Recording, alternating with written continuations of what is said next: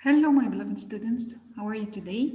Today's lesson is about Mendel and genetics. Traits are the characteristics that are inherited. The traits that we see when we look at the mirror, like our eye color, hair type, skin type, all of those traits we inherit from our parents. So, scientists, long before they can understand how we inherit those traits, they understand that we get them from our parents and our parents get them from our grandparents. But how did we get those traits, or how they pass on from one generation to another? This is from studying genetics. So, genetics is the study of biological inheritance, patterns, and variation in organisms. So, we study how we inherit traits, and they study the pattern of the inheritance of those traits. The, the first scientist to lay down the groundwork for genetics was Gregor Mendel. Gregor Mendel was the first one to give us an idea about how traits are passed on from one generation to another. Long before Gregor uh, laid down the groundwork for genetics, scientists believed that traits are a blend of the traits they got from their parents, like mixing paint. Like if you mix red paint and white paint together, you get a pink paint. So they believed that traits are a mix, they got mixed, and then we get them as diluted. So we get this trait or get the way we are. So Mendel proved that this is wrong because they couldn't their idea about blending those two traits, that the traits from the parents get blended together, didn't explain why some traits didn't dilute. For example, like if someone have a parent have a green eye color and someone other one have a blue eye color, still their offspring have black eye color. So they didn't explain how they didn't blend together. Those two traits didn't blend together. So we call Mendel the father of genetics, and the significance of his work went unrecognized for almost 40 years. Mendel, in his experiment, he bred thousands of plants. He was a monk and in a church, and he had a big garden, and he used his garden to grow peas in it. He grew pea plants. He used pea plants because they can grow in big numbers, and their growth cycle is short, and he can control their breeding.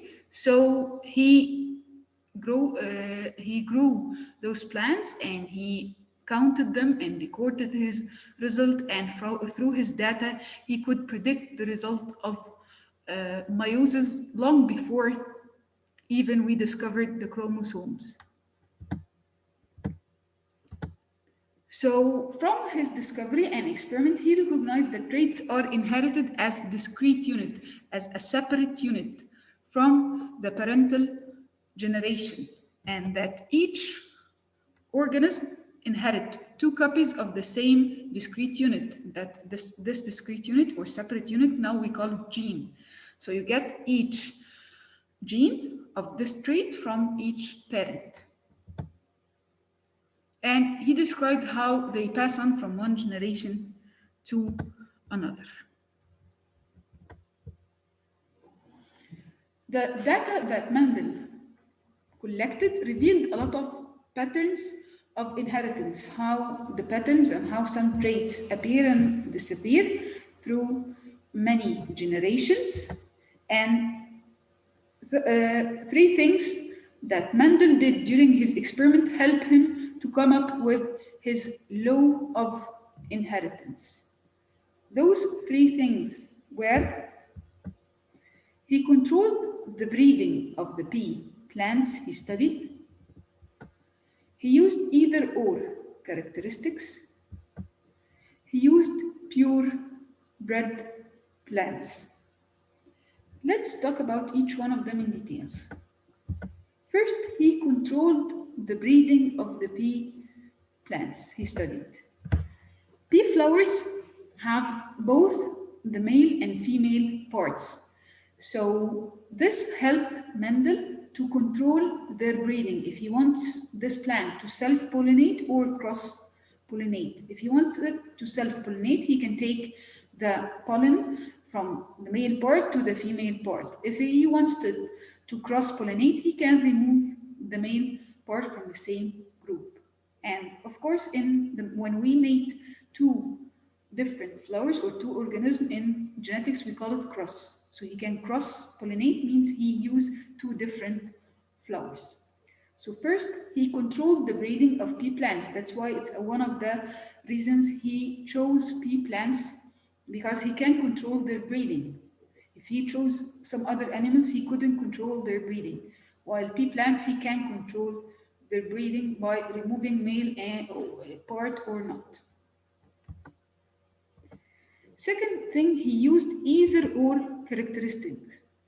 Mendel studied 7 different characteristic pea plant characteristics, or 7 different pea traits that have only 2 forms, they can appear only in 2 forms, either this form or that form. That's why we call it either or characteristics. Either the seeds can be round or can be wrinkled. Either the seeds can be yellow or can be green. Either the flower can be white or violet. Either the pod can be full or constricted. The pod color can be yellow or green. The stem position can be axial or terminal. The stem size or length can be long or short. So it's either or. So those are the 7 traits that the Mendel studied. So he studied the seed shape, the seed color, the flower color, the pod shape, the pod color, the stem position, the stem size. And all of those 7 traits have only 2 forms. So it helped him. Either he can see this form or that form. The third thing is that he used pure bred plants. So because he can control the breeding of the plant, he kept on self-pollinating the same plant over and over and over again, and he produced plants that are pure bred, that they have the same genetic genetically uniform or pure bred. So he kept on breeding. If you have a purple flower, he kept on breeding it, self-pollinating it, and then its offspring is purple, and kept on self-pollinating it, and then its offspring self-pollinate, and then offspring, and so on, until he was sure that they are pure bred, that they no longer produce any other colors.